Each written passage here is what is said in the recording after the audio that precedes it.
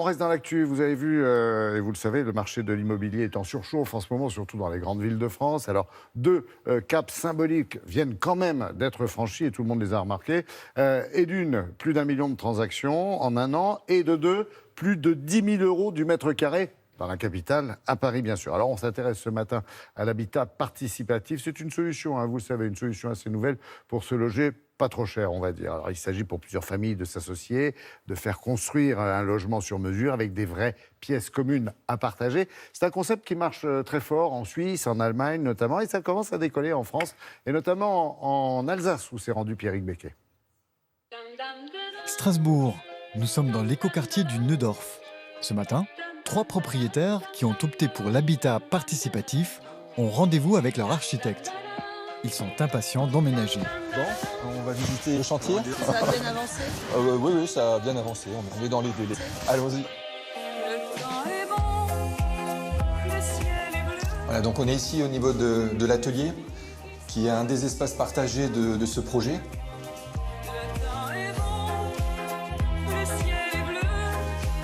Ça vous plaît? Ah oui, ça me plaît beaucoup. Ça me plaît beaucoup, ce grand espace, cette lumière. Pour pouvoir habiter dans Strasbourg, il fallait forcément s'associer avec d'autres pour construire en collectif et tout en ayant à la fin un appartement qui nous ressemble vraiment et qui soit complètement personnalisé. Au lieu d'avoir chacun une chambre d'amis qui sert très peu dans chaque appartement, on a une chambre d'amis qu'on va partager en fait. Si vous voulez, la mutualisation bien sûr est un facteur d'économie. Avoir par exemple un atelier commun, une salle commune, une chambre d'amis commune, inclus dans le coût des travaux qui est équivalent à celui du prix marché, ça présente quand même un réel avantage. On doit être autour de 3 700, 3 800 euros du mètre carré.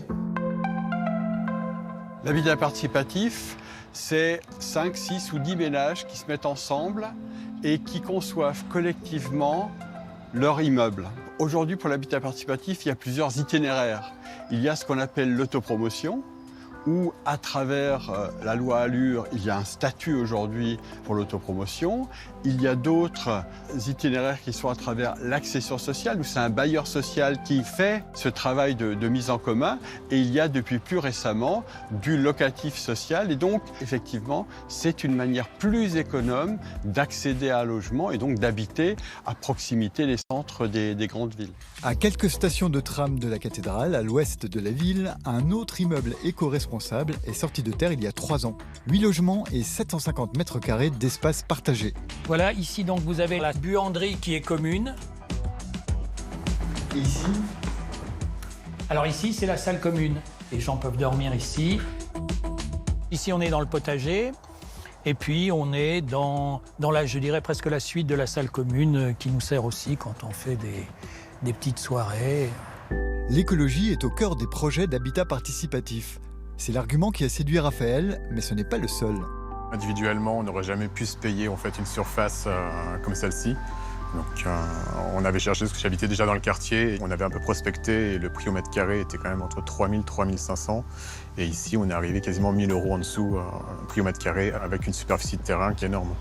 Il faut être patient au début, parce que le projet, en fait, nous, on est rentré dedans en 2010. Donc ça a mis 6 ans à se mettre en place, à sortir de terre.